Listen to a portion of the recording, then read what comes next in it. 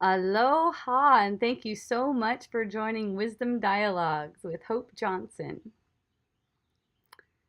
We are here in the cabin that's behind our house, and me and my daughter Akea are here. This is her cabin, and I found a nice, comfortable chair to have Wisdom Dialogue. So I might be coming up here from now on. I don't know. And I have a new way of recording. It might come in clearer, so that'll be fun. We'll see what happens there. Um, I love everyone, and I'm super blessed to be here with you. Thank you so much. Can everyone hear me? Let me see if people are hearing me.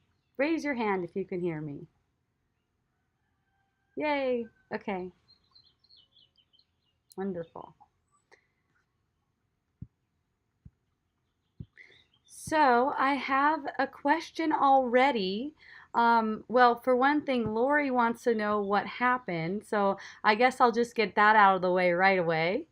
Last week, I announced that I was pregnant. I had just found out that I was pregnant, and I had been pregnant for a while, for about 12 weeks or so. And on Sunday night, there was a miscarriage, and it was beautiful. So, if anyone would like to talk with me about that or have any questions or anything, please let me know. For the moment, I have a really fun question from Sativa. Thank you, Lori. Thank you, Phoebe. I love you. And it's up here. Oh, this is a good one. Thank you, Sativa. The Course says that sin does not exist, it has no consequences. What about karma? That's awesome. That's totally awesome. Well, karma is like this. When there is when there is some belief in the mind that denies love, then it's going to play out. But only until it's seen. Only until it's seen. Sin really doesn't exist. And when we're talking about sin in this way, what we're talking about is believing that separation is real. One way to put it. Believing that something is more powerful than love. Okay? So yeah, it really has no consequences because nothing that it can do is real in the first place.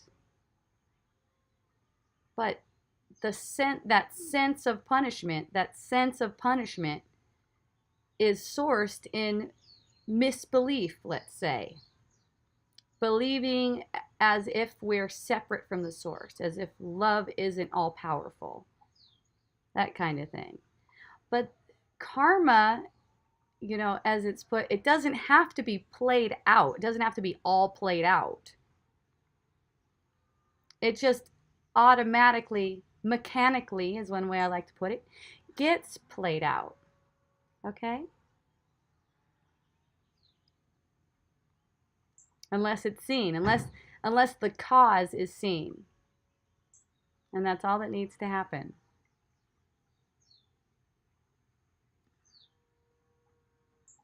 Wipes away all sin. That's forgiveness.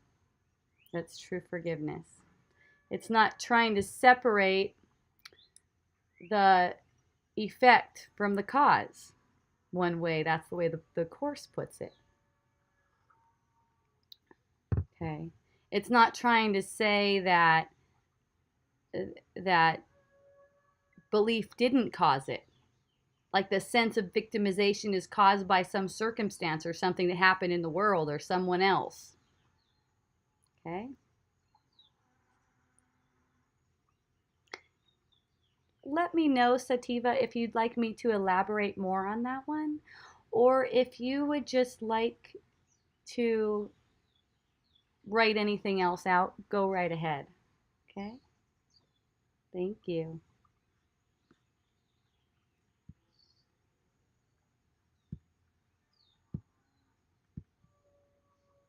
Aloha, Lori. Oh, hi. Hi. I just wanted to ask you about. Okay, so there was when Okay, this is getting a little personal, but the miscarriage. So there literally was no um sadness or no there was no attachment, I guess, to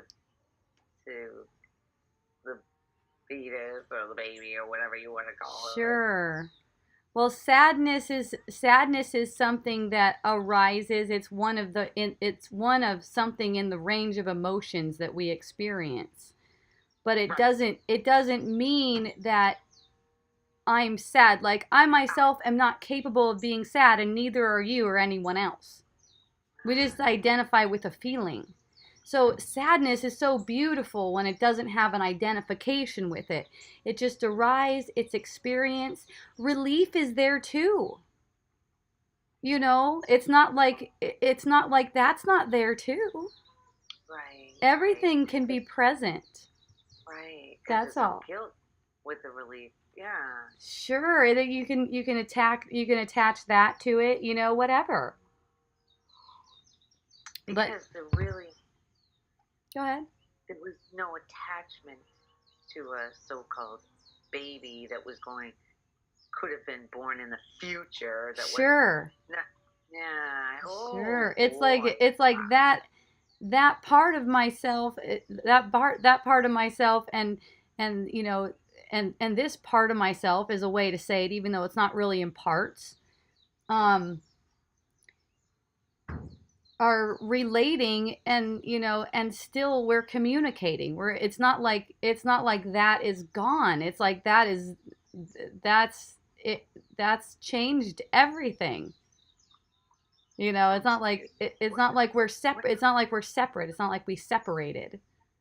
We've shared love together, but we haven't separated. Only the sharing of love is the real. Okay. Now you're talking about the separate self. Well, I'm talking about like in relating between me and the energy of the baby that was growing. I'm talking Ah. about that relating. I'm saying that has not been cut off. And it's really a beautiful relating, and it's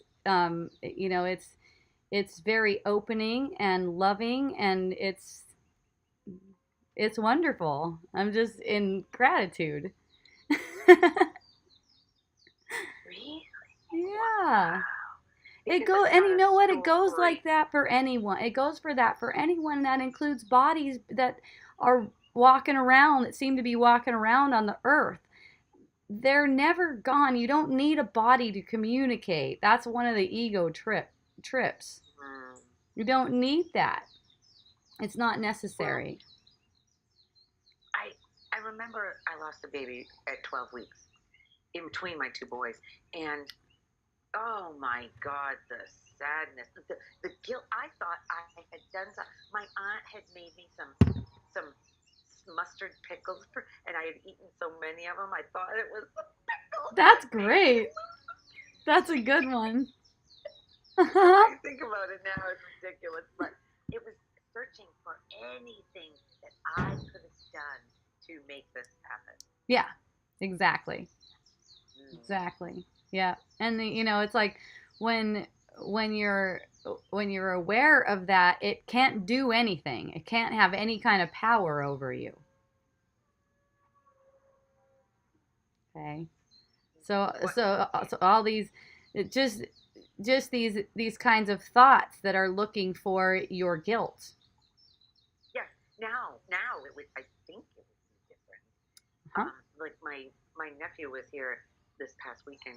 He got, oh boy, it's a long story, but um, he made a decision, or the decision came to him about just not finishing school. Oh, He's okay. he's not, and he said, "I just want a bus ticket, and I'm getting out of here." And so I bought him a bus ticket, Yeah. and he went to New York, and he met this guy who has taken him under his wing, and he's teaching him. Oh my God, it's beautiful. The whole unfolding. So, I mean, and talking to him about all of this, he was very open to everything I had to say, talking out. And then, I mean, I wasn't freaking out when he said, I want to go. I was like, yes, you're 18 now. You can do it. Nobody can tell you what to do, how to do it, and where to do it. Mm-hmm. Go for it. And no attachments anywhere. Oh my God. Yeah, he's got a lot of scared people around him for him though. But Yeah. it's funny to see though all of my friends, everybody that I talk to are all like, even my oldest son is like, yeah, man, go for it. Oh, how cool. Yeah. Oh, So awesome. it was a really good weekend with him. Beautiful, beautiful. Yeah, it's lovely how you can have such a deeper connection with someone when you're just allowing them to be as they are, and that's only of a reflection of you allowing yourself to be as you are. Isn't that funny? Yeah. I never It's thought of it that so way. sweet. Yeah, because it's like Mm, we're gonna if we think that we need to be different than we are, we're gonna project that everywhere.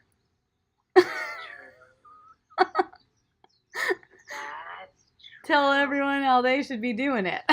Right. Exactly. or Oh just my think God. or just think we know how they should be doing it, and then that's automatically going to cause us conflict between people, and then we're going to go like, how did that conflict happen? What did I do?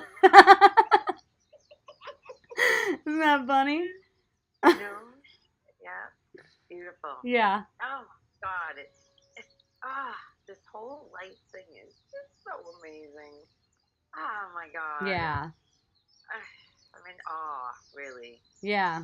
Especially when you know there's no opposite to life.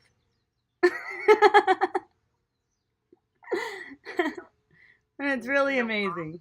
There's no opposite. yeah. What could there be for an opposite? Well, we made up that there's death. Oh, yeah. The word death just came to me. Yeah, yeah. Yeah.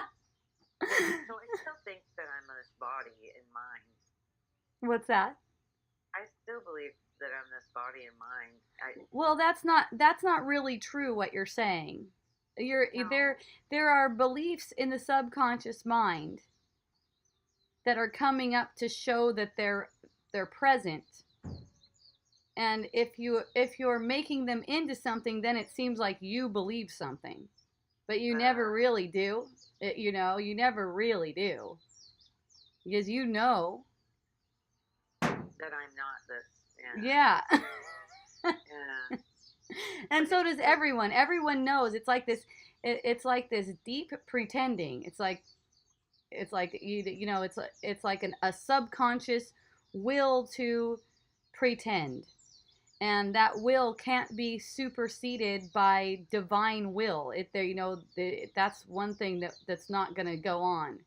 It's like there has to be, divine will. When I say divine will like that, I mean total awareness that there's no separation. But it's like that's not going to reveal itself until that personal will is aligned with that divine will. Do you understand what I'm saying? Well, okay. Let me see if I do. Okay.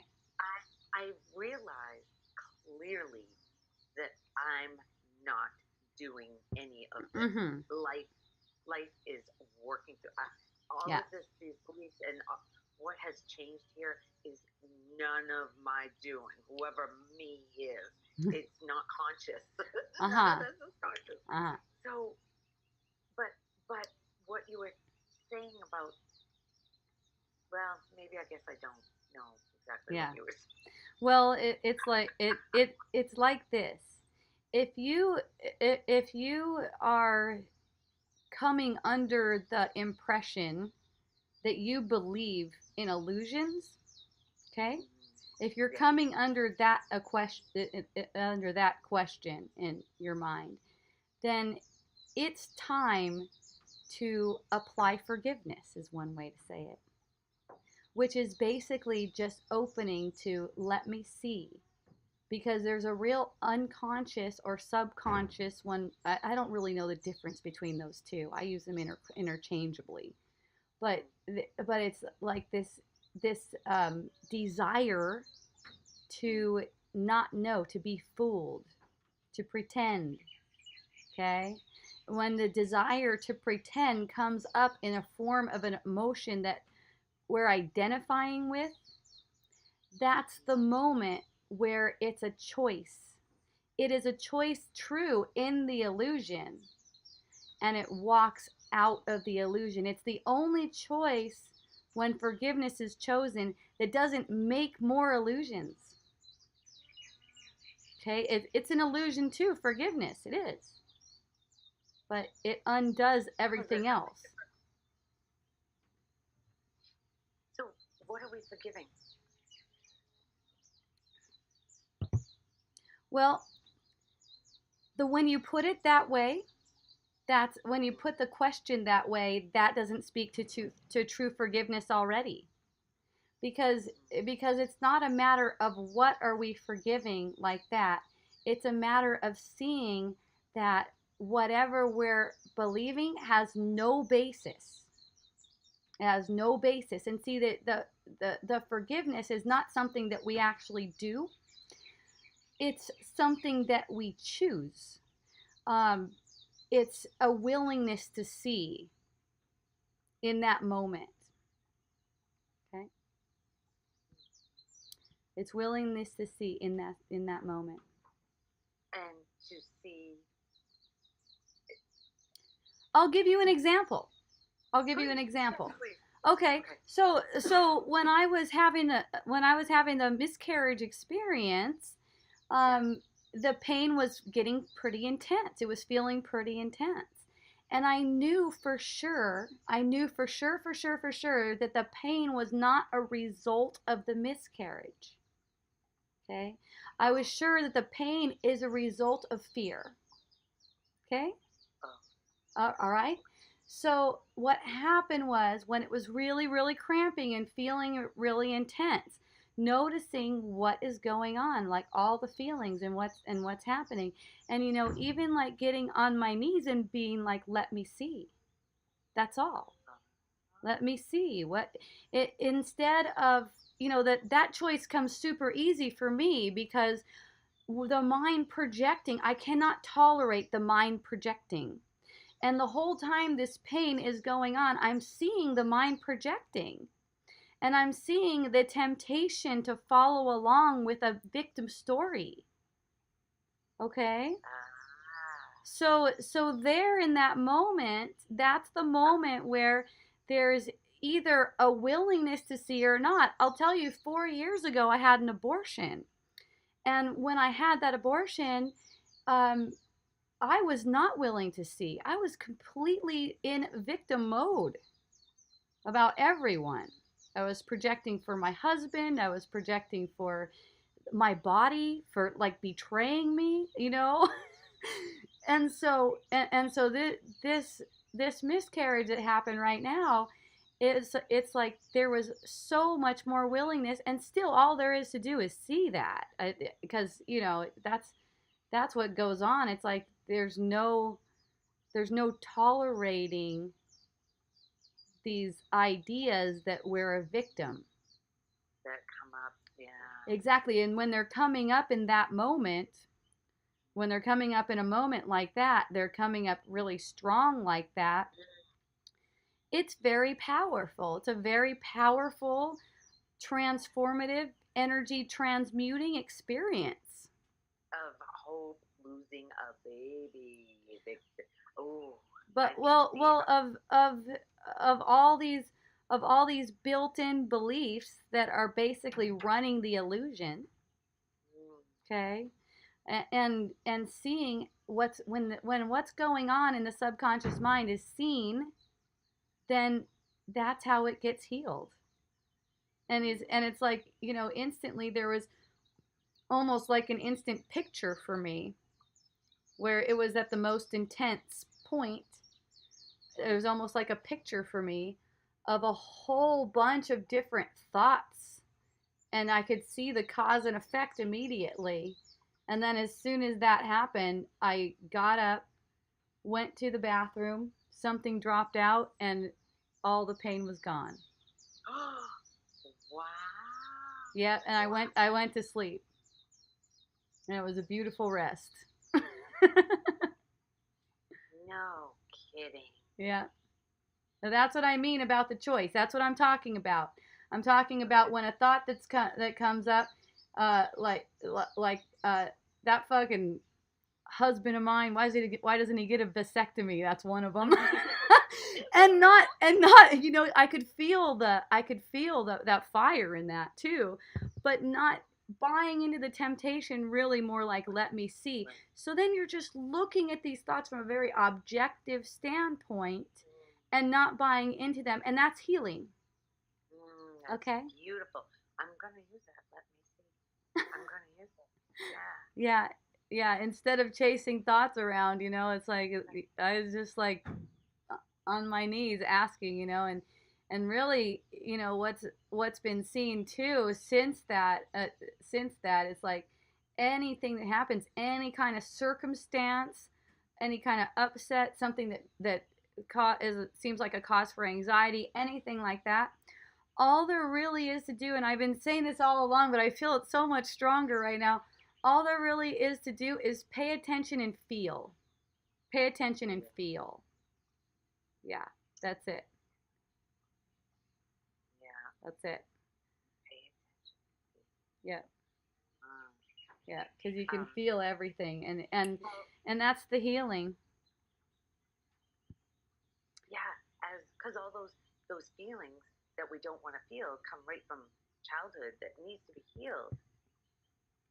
It's asking to be healed. It's asking for love. Everything is asking for love, and it's ourself asking for love. Instead of being out there asking for love. Yeah. It's wow. Okay, Sativa just posted a really interesting question. She's not going to talk with me because she's in a cafe, so it's loud over there. So I'll just keep you on for now. I don't see any other hands going up. Anyone want to talk to me? Raise your hand. She says, why do you have to embrace a feeling that you don't want to feel? Okay, that's part of it. The other part, won't that just attract more of the same feeling because you're putting that feeling out into the universe? That's an awesome question, Sativa. Thank you so much for asking that. Let me move this down. Okay. Gail said amen. I don't know what to, but amen, Gail. I love you. Raise your hand if you'd like to talk with me too. It'd be fun. She says D. Okay, so why do you have to embrace a feeling that you don't want to feel? Well, the way this is asked is interesting too. So you don't have to do anything. You really don't have to do anything. And the feelings are arising and passing just naturally. Just naturally. And the embracing is what takes place when there's not this following of a habit of buying into thoughts as if they point, as if the feelings point to something that's real. See, that's the thing. The resistance to a feeling, all that is believing the thoughts that say why that feeling, what makes it real, what makes that feeling real.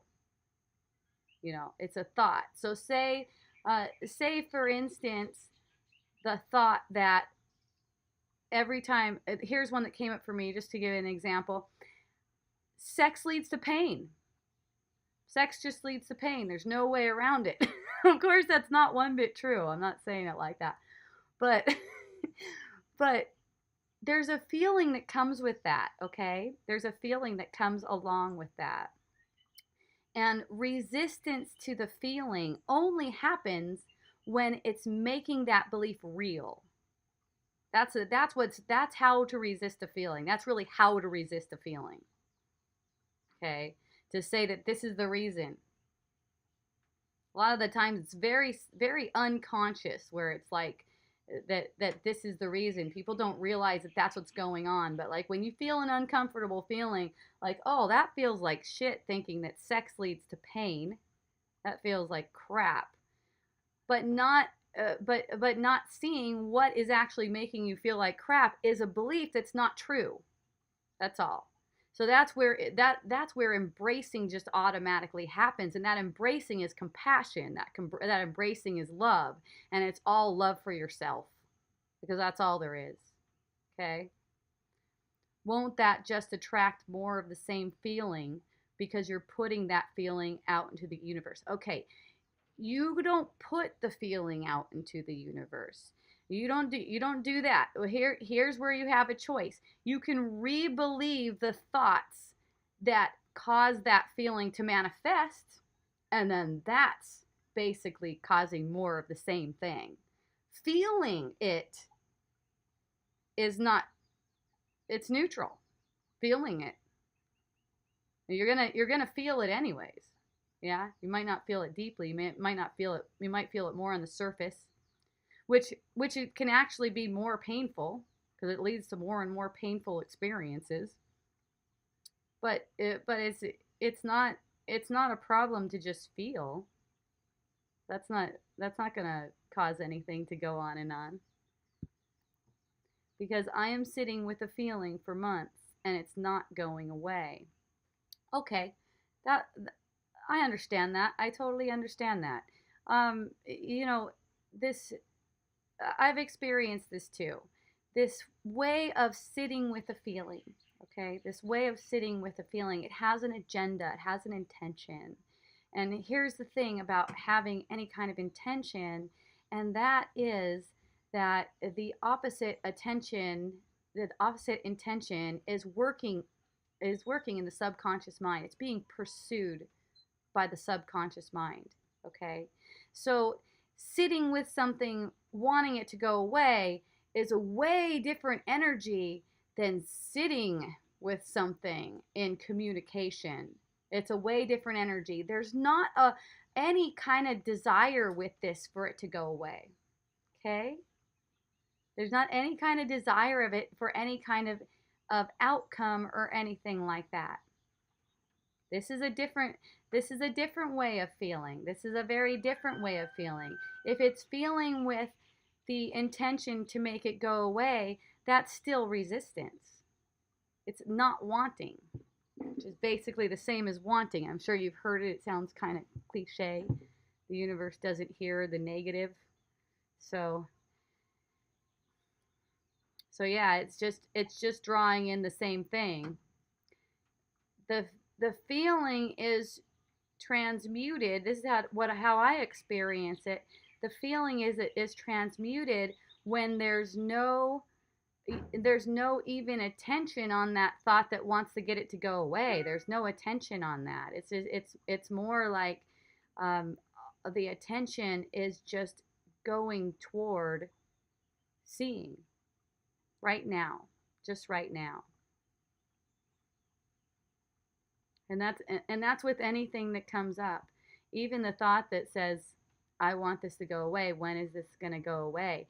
When that thought comes up, when is this going to go away? Let that be like a red flag, where you just maybe pay attention to the palms of your hands, and see how it feels right there. Okay? That thought that says, when is this? I'm stuck. That's another one I heard this weekend.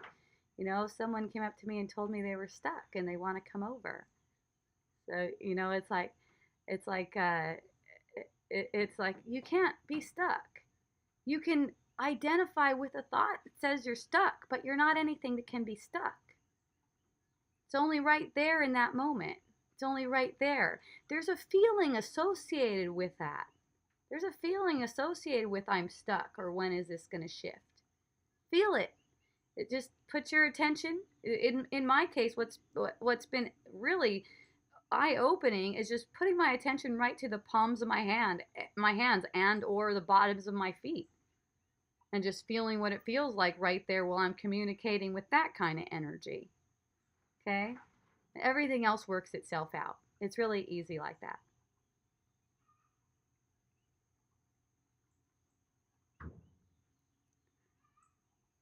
So if anyone else would like to speak with me, please raise your hand. I have no hands right now and no questions. Okay, so I can You tell you about can something. go ahead. Your mic is open. My granddaughter, she stays with us quite a bit, and lately I've been noticing she's actually beginning to get angry at little things. Cute. She's 8 and she's beginning to, and she's so much like her mother. I mean, a lot like her mother. And the little attitude that she gets, and the little mannerisms, and the little, I told you, Yeah. instead of, this used to, little things like that used to get me, Uh-huh. really, it would trigger me. Sure. I have to leave the room because it makes me laugh. Mm. It's actually Yeah. cute. And the minute It I really say cute, is. I think of you. Because you're always saying, isn't that cute? Yeah. Yep. It is so damn cute. It is. I don't have any reaction to it at all. It's amazing that we used to get pissed about that stuff. How dare that kid act like that? Exactly. Disrespecting me. Oh, that used to sting, getting disrespected by a kid. They need to be put in their place. That's fun, huh? Yeah, really fun. It is fun to see the difference in how you can relate with other people without any pain. Yeah, isn't that great? God, Yeah. I'm just loving it. Me too. Me too. So much appreciation. I know. It's like I don't even want to say I'm sorry that you lost, that you had a miscarriage. It doesn't even. It's so fake. It's so. That you lost. That there's loss. That there's any such thing as loss. Exactly. Yeah, there's no such thing. But that's such a conditioned. I'm sorry for your loss. Yeah. How? Oh my God! How can I do that anymore? You don't have to. I know, but then there's the idea of being insensitive. Yeah, well, it's like here's how you're sensitive. You're sensitive to the energy that arises in your body. And your sensitivity will show according to that. You don't have to say fake things.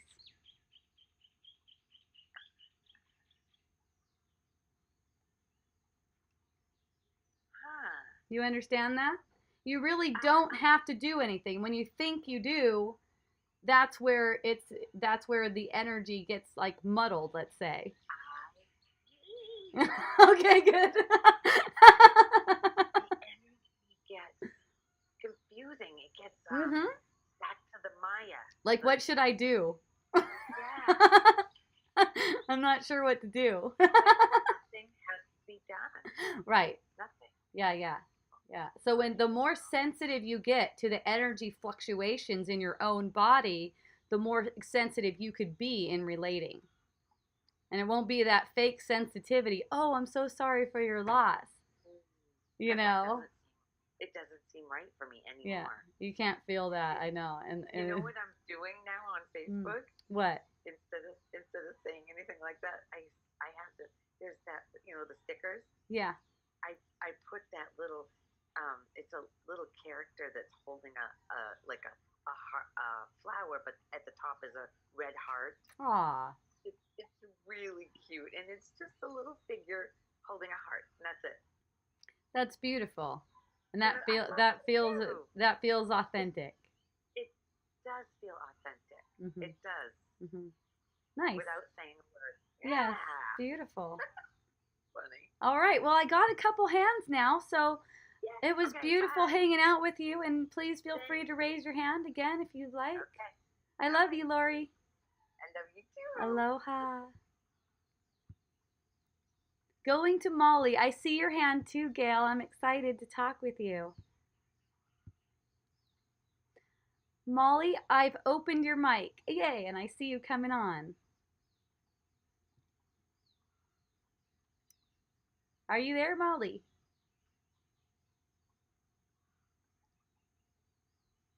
Hmm. Well, I'm going to go to Gail. And Molly, when you get. Gail says that it's me. She's all excited. Molly, when you get your audio going, just put your hand back up one more time. Gail, your audio is open. I'm open. You opened me. Gail, it's so beautiful to hear your voice. I love you. I was tearing up a little earlier just because I'm looking at you and I'm like, I miss that. Being in your presence. Oh. Really, totally. I'm like, oh, BG. um, Thank you for all of this beautiful sharing. And I would love, Lori, to see a picture of you one day. What is her name? The person with whom you were just speaking. It's Lori, That's right? Lori, yeah? Yeah, I would love to see a picture of her. Oh, Lori. Send a picture. Well, Lori and Gail, Yeah. you guys could be friends on Facebook. How about that? Fabulous. I bet you would love each other. Gail Lynn. Yeah. Okay, so I didn't really have anything to ask except something just kept poking me a little bit to bring to the table without really getting a sense of the best articulation. Okay. And so I'm just going to let that go and see what comes up. And primarily, what the sensation is based on something I heard you say once, and I think the mind has been using it very purposefully. Okay. to block the flow. And so here's the first one. I remember saying to you, after all this work, I shouldn't be going through all of this shit, like this suffering. And you're like, well, that's part of the mind trap right there. Just listening to that, you should be in some other place, given X, Y, or Z.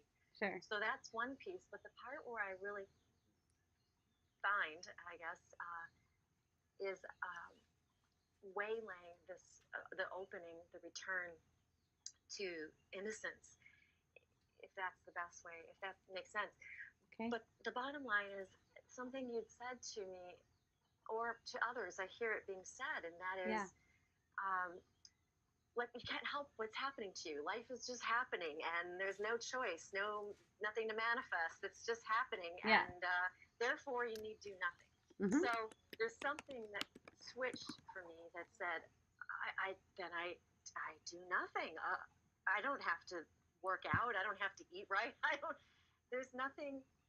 Life is just going to happen, and then it feels like I negate responsibility, or there's a negating of many things between responsibility and just having experiences I want to have, and I have to wait for them to show up, and I get mad, and I've been suffering and sitting in my bed, and so that's my experience based on what I've been grappling with in the mind, and I would love for you to share about that.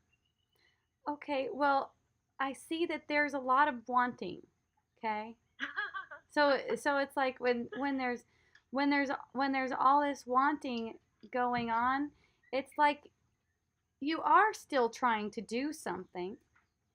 You are still trying to do something when you're when you're identified with wanting.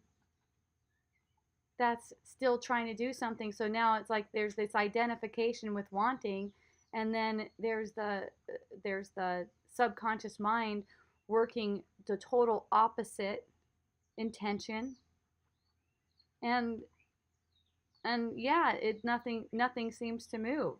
And then there's this okay, I don't really have to do anything, and it's not really so much like that. It's more like recognizing that you are not doing anything, because you can't do anything and you can't not do anything. So it's a matter of recognizing that you are not capable of doing anything, actually. So whatever gets done can get done.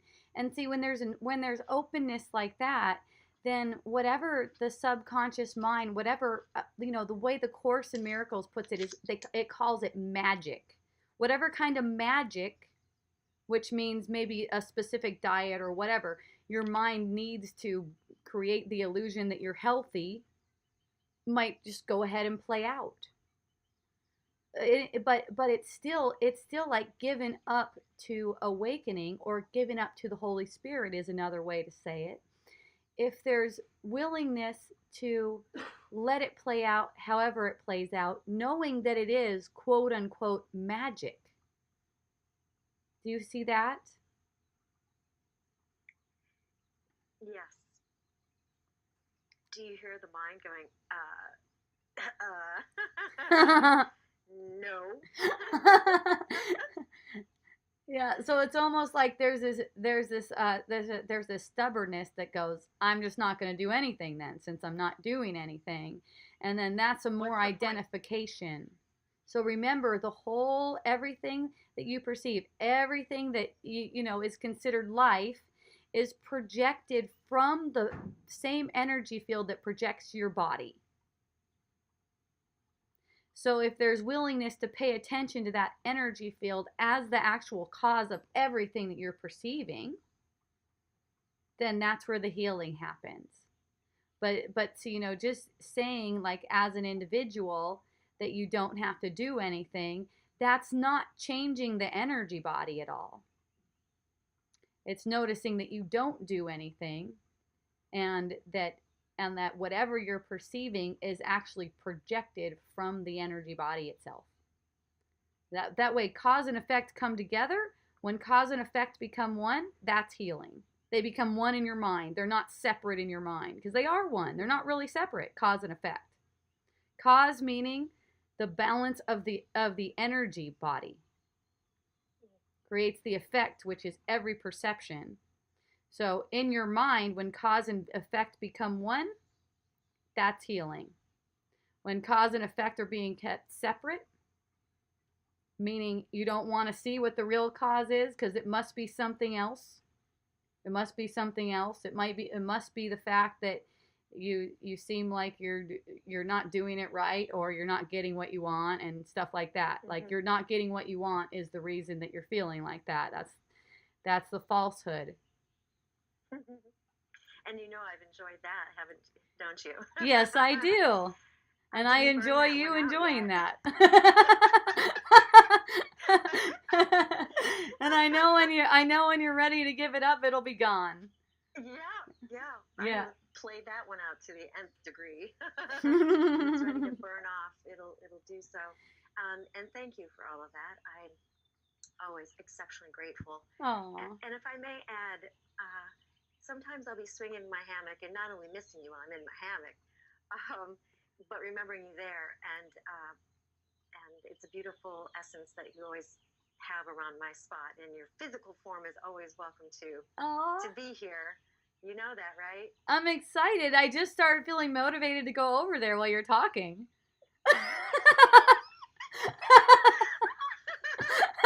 Sushi. Thank you for that. Yes, then such good sushi over there. Indubitably. Awesome, Gail. Oh my gosh.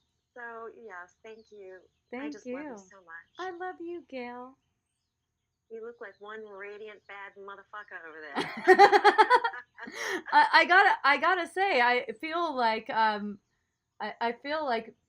definitely more vitality since this whole thing went down. Interesting. Yeah, it was Sunday night, so now it was Sunday night around midnight, so now Monday, Tuesday, so it's like a day and a half. It's like, whoa. Whoa. Okay. Maybe you just needed a little cleanse of some sort. Interesting. Maybe you can market that. Well, you know what makes the need for it is always the energy body, and you know, I saw what was making the need for it, and that was just wonderful. And that was just a complete gift. And it's and you know, it's still unfolding. It's still being revealed to me. I'm sure I'm going to have a lot more to share next week. Mm-hmm. Yeah. Yes, that'll be interesting. Yeah. Quite an exploration. Yeah, it's really wonderful. Yeah. Enjoy. Oh, thank you, Gail. Aloha. I love you. Aloha and ahui ho whenever. Ahui ho. Mwah. Molly, I'm going to try you again. Let's see if that goes down. Your mic is open, Molly. Yay. Yay, you're there. Hooray. I'm over on the Kona side, caught some waves today. Yeah, awesome. Hey, so I heard Lori back like a little while ago mention, I'm not the doer. I don't do anything. It's all moving through me. And I was like, oh, really having a tough one with that again, like I do. Okay. And something that I had a intense, huge family healing. Okay. With my mom visiting, and so major triggers and so much fire, and I felt like I initially kind of ignited it, but then I stayed so calm and really like I think she kind of felt like if unless she blew up in such a major way, maybe I wasn't gonna see like how she really felt. And in the end, I was so mad at her for what she did because it was so extreme in my eyes. But yeah. In the end, I felt like, well, maybe she was right, because like so much was brought up, all this stuff, deep emotions that I didn't even realize were there, and it was just really powerful to just kind of remain calm throughout it, and then like sort of learn the lesson. But she's also leaving early. Okay. So that's like just intense. So this is just a lot of like huge, big energy, and then it's different than what I had recently shared with you when you came over, but it's also being brought up, and so much of it's different than what happened with my mom, but I'm realizing, so there's all these other different emotions with my mom, but what I'm also realizing, like what I'm talking about with the doer, is that with what I'm kind of at this place in my life, it's like, oh my God, did I fuck up? Yes. Oh shit. And then my mom was like, telling me today that she like stuff about herself I never knew, and like just realizing like, oh, I was born so like, the fact that I was born with such intelligence and talent, and I'm like, what have I done? I could have been something. And that's what my family's always saying. Oh, Molly, no, Molly, have you even thought about this? It's like that's the great. the doer. It's so hardcore. It's like railed in my family dynamic. Wonderful. So I'm like, yeah. So I'm like, what did I possibly do? Exactly. That's a great feeling. I love that when that comes up, because it's just such a healing opportunity. Yeah, to feel like I maybe made a mistake. Exactly. And just that willingness to feel how that feels. Feel how that feels, because you know it's not true. You know it can't be true. I know it's not. Yeah. Know. You feel like it's true. You feel like it's true. And when you feel like it's true, that's the opportunity. Okay. The opportunity is just to sort of giggle. Well, to feel it with that in mind. Like, one way to put it um, is with love as your eyes, or looking with love, like that. Okay, so when looking with love, and what really comes up for me is like I'll literally hear like voices. Like I'll see a scene in a bad movie, like, oh, look at her and her life and all this that happened, and it's so, oh no, it's such a tragedy, or like this, it's like all years around like, oh, what could have been, oh, such a and so where is the love for like those voices that aren't even real? They're like a movie story. Like where what's the love like for? Like, do you know what I mean? Well, that feeling, see, that the voices are basically just proving that the feeling is valid. Okay. So the voices, they're just passing, and they're showing basically the reason you feel that way. Let's say, quote unquote, reason you feel that way. Right. Okay. Right. The story. The story. Yeah. So when you see that those thoughts are actually the cause of how you feel, not that those thoughts are true. Of course, no thought is true, right? But those thoughts, believing them to be true, is actually the cause of how you're feeling in that moment. Okay, so the feeling comes up, that picture validates the feeling, but the feeling is really based in believing in thoughts like that. Yes, it's actually it's actually the feeling. It's like the feeling perpetuates the thought perpetuates the feeling. Belief in the thought. Let's say not even the thought, because if the thought passes and it's seen but it's not believed, that's where that energy that causes that feeling to come up dissipates.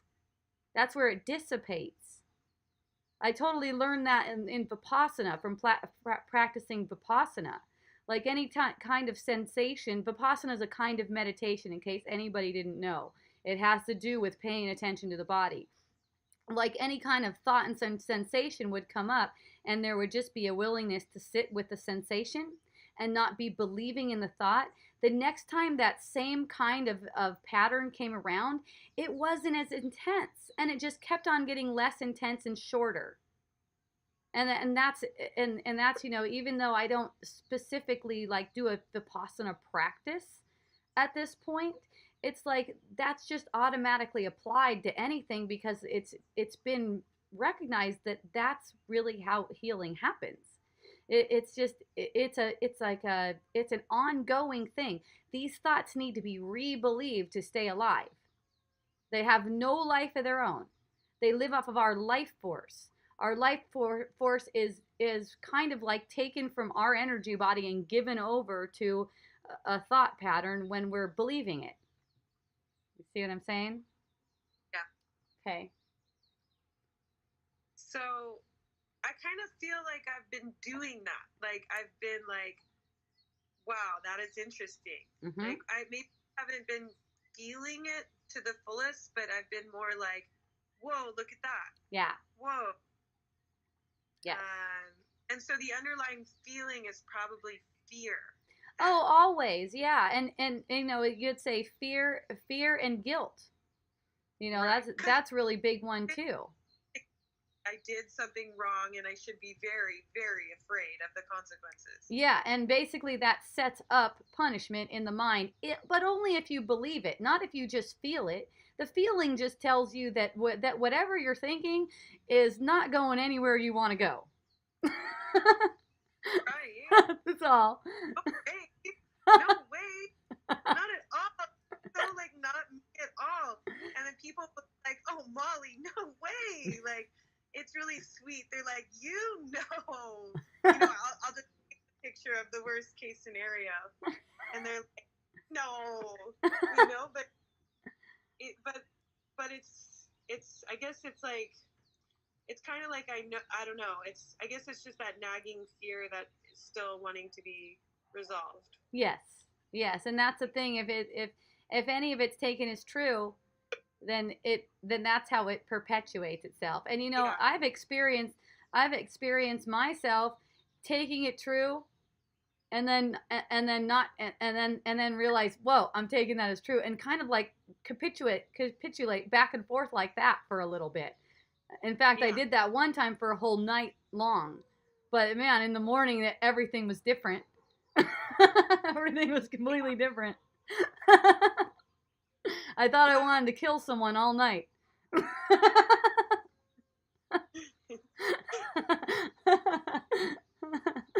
was awesome. Today, I heard it come up, and I was even with a friend, and she's like, "Don't worry," and I said, "You know what? Now is the moment of power. Like this, like it is all good because right now, I am like." I can choose whatever I want in a way, not like from an ego sense, but like I can choose joy. I can choose it's all good, like, you know what I mean? Yeah, I do know what you mean. And I also want to point out, this is not like being a Pollyanna. I say don't be Pollyannaing it, What's that mean? Well, I mean, I mean, it's kind of like something comes up and you really feel that it's shitty, but it gets covered up with it's all good. Do you know what I mean? It's really like it's really a lot more. One thing's coming up is hands on. Hands on. Let's say like that, because Yeah. because you're really feeling it. You're really letting it be felt deeply and not trying to cover it up. Okay. Yeah. Yeah. Yes. And can you have that as can you have that and also like acknowledge, affirm that the truth is in my heart is that I really do feel like it's all good, like in the deepest way. Well, sure. Sure. And so Yeah, that was what. it's never in the words, and and I just like to point that out because there's a lot of misunderstanding when it comes to it, and and I noticed that people might at the beginning take it as sort of like an opportunity to deny, you know, Mm, to deny yeah. feeling instead of feel the feeling, you know. Okay. Yeah. I mean, it is all good because whatever you perceive is not actually happening. It's an Yeah. illusion.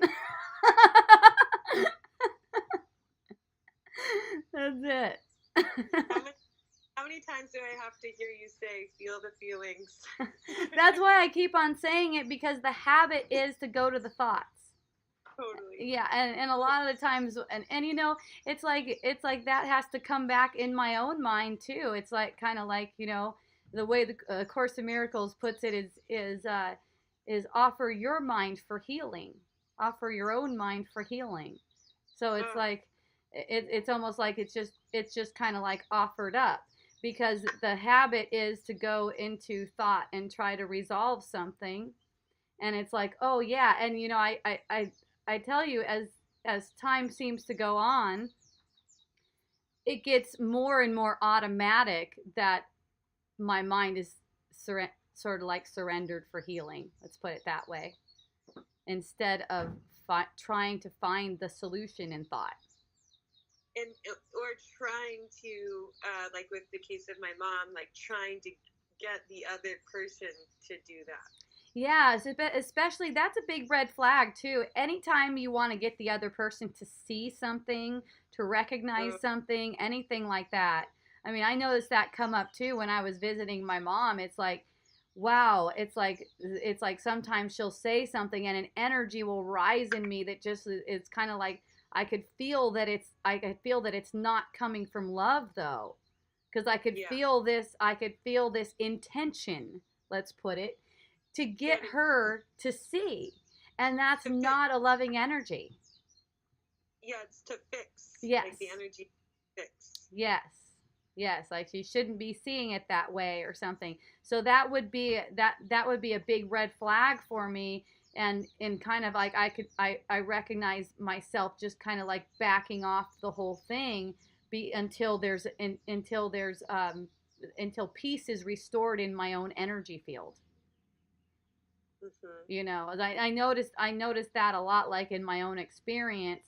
There's not a whole lot of anything, words or action or anything, that I can tolerate coming out of me unless my energy field is peaceful. Do you know what I'm saying? So that becomes like the first priority, and that's why I'm saying like it's sort of like my mind is offered up for healing instead of trying to find the answer in thought. Okay, so when I felt in the beginning, I remained really calm, and I felt really like kind of good in the practice, and I just didn't feel a need to really change much. I guess maybe secretly deep down, I was wishing she would calm down already. Okay. And she would understand this, and like kind of feeling a little arrogant maybe. Okay. And until the blow up happened, that I was like, okay, that's not okay. Okay. Almost, I was a parent, like now you listen. That was dangerous. And then I really felt, I sort of felt like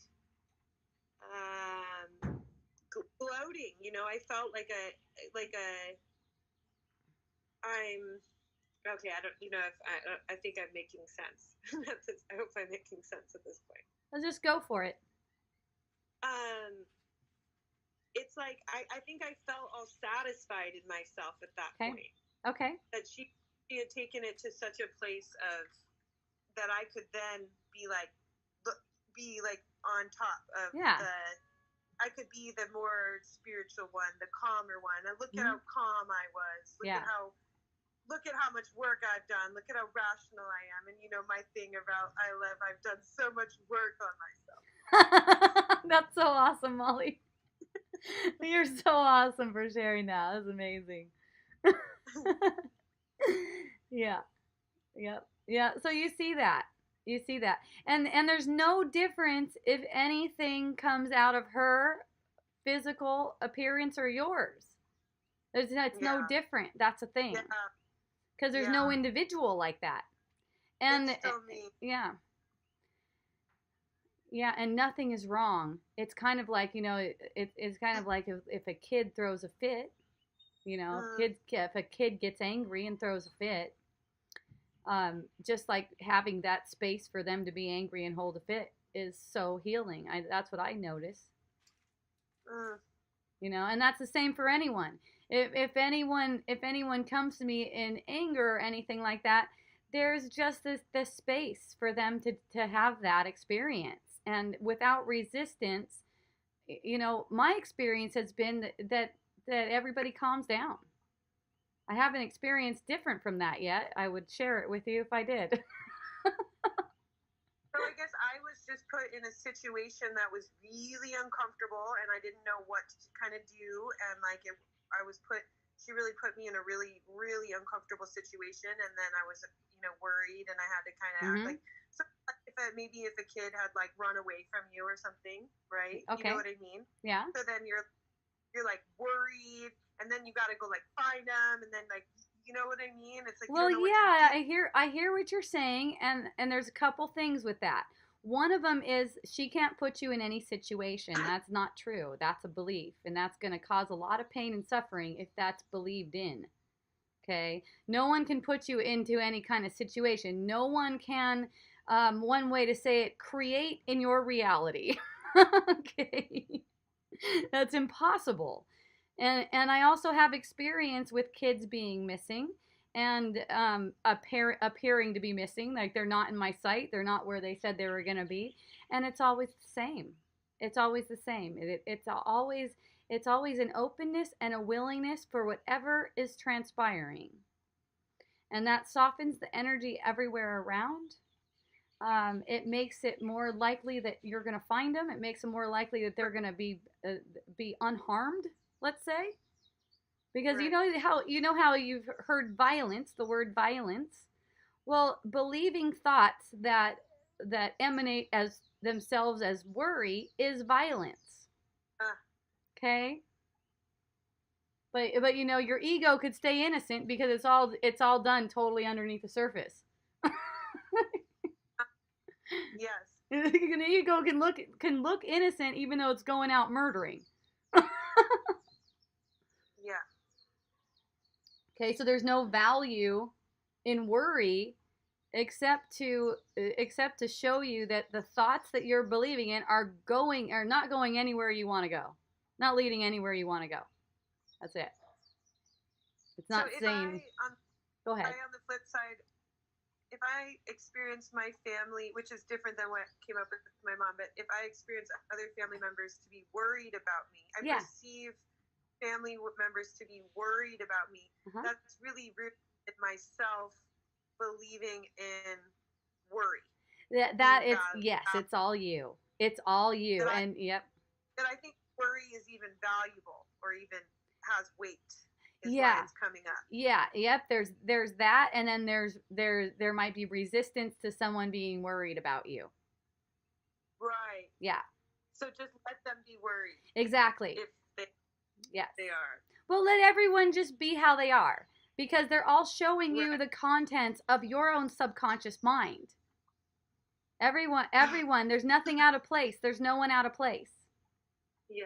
Yeah, they're all just mechanically, the mind is just playing them out. You're really, what you're perceiving them is not them. What you're perceiving of them is not them. That's not who they are. Right. You know, that's never who they are. That's always the contents of your own mind. And I'll tell you, I've seen my relationships transform when there was just a willingness to see that. Like, especially if something's happening with my husband where it seems like he did something to me, or he thinks something about me that I don't want him to think about me, and recognizing that that's coming from my own mind, that is amazing. Yeah. Yes. Shit. Oh my God. Thank you. Really good to know that you're here, you know? Like, yeah. It's this feeling of like, you know, I just keep learning, and I'm gonna get through this because I know the truth is right there when I'm ready to revisit it, you know? Yep, it is. And you know, it's in you, and basically I'm just pointing out what you already know, but there's a fear to look upon it. Why? Well, because it's like this idea of separation is so guilt-ridden that there's a really strong will, let's put it. There's a strong will to not see the guilt, because it's believed that it's true. It's believed that we actually did separate from God, from our source, from love, however you want to put it. It's a belief that we actually did separate. We did not separate in the first place. So because of that belief, there's very intense guilt. There's an expectation of death as punishment, which all certainly comes. We see that everywhere for everyone who believes it. It's mostly a subconscious belief, but it's not necessary one bit. And so this will is very strong to not see. And when you recognize that will is so strong to not see, in that moment where something is coming up, that's where the door is open, let's say, for light to come in. It's like you have to invite it. You have to invite it in. So there has to be a willingness to see that your mom cannot. What did you say? She puts you in a situation. Your mom can't put you in any situations. That right there opens the door to light. Right. Okay, that's you can see what a blow that is to the ego. Okay? Right. Yeah. Thank you too. I love you, Molly. That was so fun. I know. Yay! I'll see you Sunday. Okay, I'll see you Sunday. Okay, aloha. Aloha. That was Molly, everyone. Molly was on the same retreat as Lori, and Lori said something. Yeah. Hi, Molly. Lori said hi to Molly. Yay. Okay, so I don't have any more questions from anyone. No hands are up, and yeah, I think we're complete. Unless, wait a second. I see a hand. Bob. Hey, Bob. Let me put your mic on. Aloha, Bob. Hi, I'm glad that you're better and glowing. You know, you had posted this thing on Facebook where you say the instant your responsibilities are surrendered to the spirit in you, who also knows what to do, your body becomes an instrument for awakening your mind for the dream of death and for demonstrating that love is the only reality. Yay! So it seems like you demonstrated this with your miscarriage. How fun! I'm glad you see it that way. Right. Yeah. So you've surrendered spirit into this situation, and you're feeling more recharged and energized than ever. You were saying, huh? Yeah, there's just been so much stuff that's revealed that's kind of like just playing subtly underneath the surface, and seeing what kind of intention these thoughts have, you know, that once they're seen, they're just like, it's not possible to believe them. And with the physical pain, definitely with the physical pain, these thoughts became very intense, and at one point they were all just there at once, very intense, and like a temptation to go along with them, to play a victim. Yeah. Mm-hmm. Yeah. Yeah, so that's good. You can get empowered. There's the idea that sex and reproduction isn't just for making babies, but for recreating and reproducing yourself. That it doesn't for babies. It can be for regenerating and giving yourself a rebirth. Sure. So it seems like that's all of that energy that went into put into the fetus and the symptoms now is going into giving yourself a rebirth. Sure, and it's all me. That's the thing. The That's right. more the more All those. you and Go ahead. right, yeah, it's all you anyway. So, but now it's really being channeled into you and into your life and into new awareness and Yes. realizations and such. Yes, for sure. Yeah, just seeing more about how things work underneath the surface. I know I got a massage from my friend Molly, who was just on a few minutes ago, and she noticed that there was a lot of heat in my body. She's like, "Wow, I wouldn't expect your body to have so much heat." And what I notice is as these thoughts are presenting themselves, they're coming with a very strong sensation of heat. Definitely. Oh, okay. Yeah. Yeah, all these thoughts are all these thoughts, all thoughts come along with sensation. And what I've noticed over experiencing them is when they come with that heat, they're showing that the kind of ego value that's been placed on them. They're very there's I feel this big defensiveness to give up these defenses, basically. So you were getting in touch with more ego defenses. Sure. Sure. Yeah, well, that's what I've been getting in touch with. Again, we talked about, what happened with me and my former landowner. Yeah. And so now I'm in a new situation where there's a woman who's real uptight about things running out, the internet, the power, the water, the this, the that. That's perfect. Right, it's perfect. So then it was a thing where she felt we had to turn off the refrigerator because there's not enough light and power. And so I get up and I see that it's up to 77. I look out, it's a sunny day, so it's going to be a sunny day. There's no clouds. I plug it back in. Well, then I wake up and it's unplugged again. And then Mostafa and I are sitting here, and then she says, I have to talk to you. Why do you insist on disobeying me? And I said, Aw. what are you, like our mother? And we're the little boys. We're disobeying you. We're going to be spanked or something. And so then I started that kind of triggered me a little bit. Okay. What is this disobeying? Why do you have to unplug the refrigerator? There's plenty of light.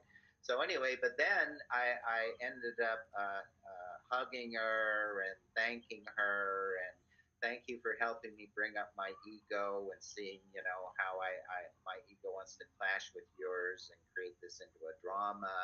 And we hugged and everything felt better. So I could see how I was still kind of trapped in that, triggering that and able to go beyond it and resolve it and heal it with the person. Okay. So you're not trapped in it, obviously. You can't be trapped in it. Right. Yeah. So even when something is healed, and it's like when it comes to healing, when you see the cause, it's healed. It's just healed. That what happens though a lot of the times is it's kind of like a residue of it might start to play out. So it's kind of like a temptation to start believing that it's not healed. And as you believe, you'll see. You know, So it's like Yeah, it's well, like it if is. you've already seen it, you know that it's healed. So then when it plays out as if it's not healed, you don't have to identify with anything. You know what it is. Right. Yeah. Yeah. So yeah, it's being real conscious. But then I just see that I'm in my ego. I'm still this Bob Shine character, and I just feel I'm so petty and superficial and self-centered, and that I'm just going to create more of these kinds of interactions with people because that's just the nature of my ego. You know, Well, that of course, if I'm that's your stuck. belief, of course, if that's your belief, I mean, if you want to believe that, that's cool. But there's not really any such thing as the ego. It's not even real. It only gets reality from you believing Right. it's real right now. Right. So that's just it. See, who I am, Bob, is an illusion that's believing in all these other illusions in Yeah. life. So Bob Shine is the original illusion that gives birth to all the other illusions. It seems like. So as long Sure. as I'm stuck in the Bob Shine illusion, I'm then generating more illusions and stuck in the world of illusions Well, and you're not stuck in the divorced from Bob. the reality. You're not stuck in the Bob Shine illusion. You just are really interested in thinking about Bob Shine the illusion. Yeah, well, so then like Eckhart Tolle talks about the power of now, that most people aren't living in the now because they're more interested in the next moment. Yeah.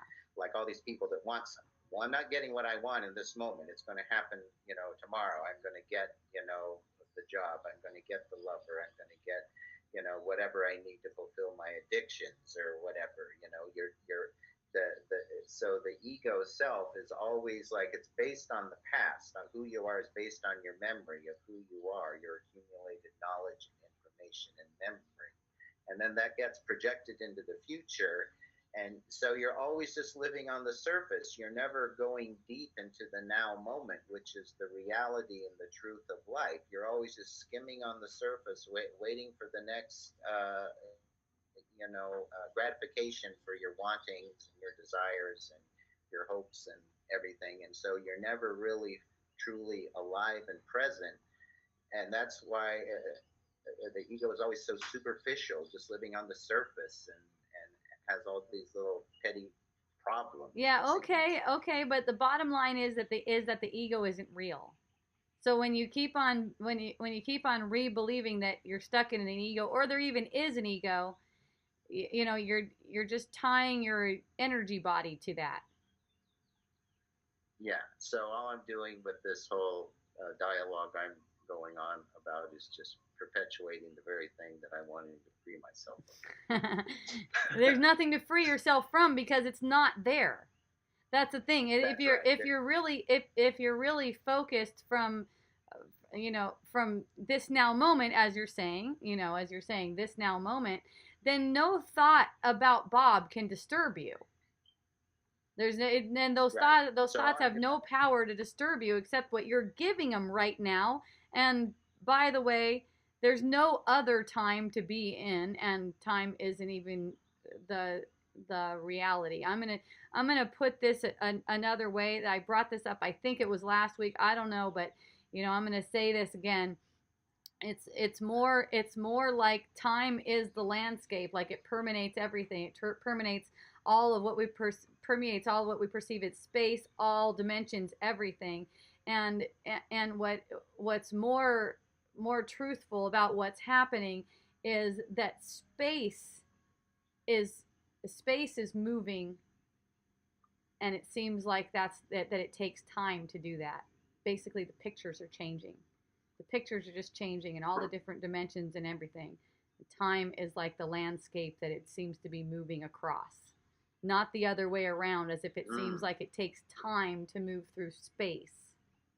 It just makes the illusion of time as space keeps on changing. And I'm talking about even like if you get up and walk from one end of the room to the other, it seems like it took a certain amount of seconds to walk over there.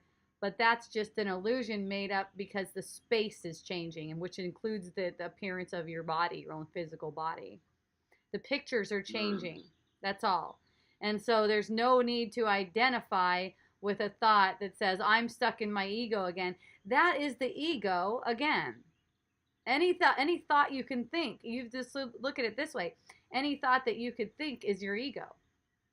That's all it is.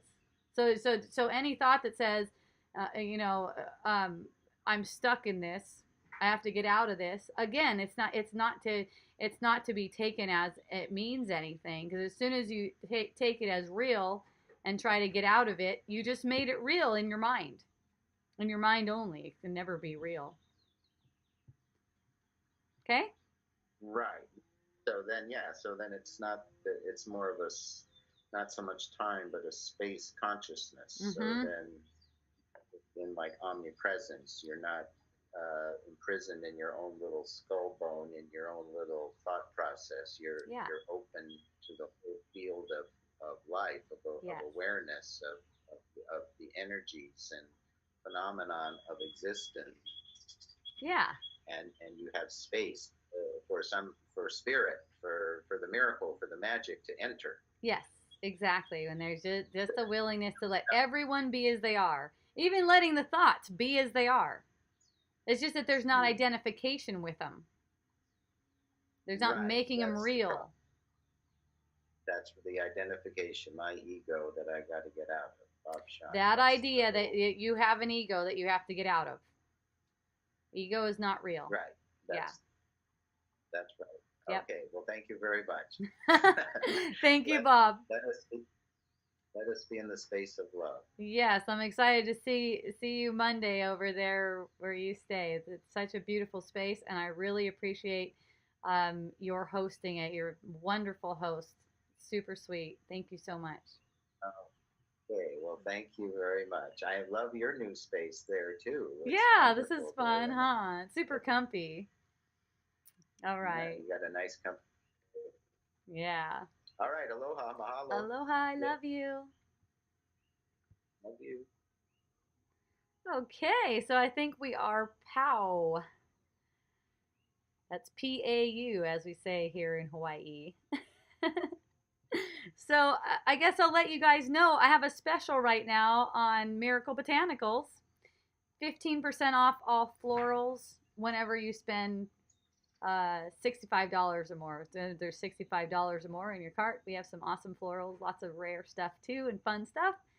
So if you like essential oils, check it out. Or you can always refer friends if you hear people talking about essential oils and you feel guided or you feel excited about, hey, Miracle Botanicals. Feel free. I appreciate that. I love you. Thank you, Scott. Okay, everyone. Until next week, so much love and appreciation. Mahalo nui loa. Aloha.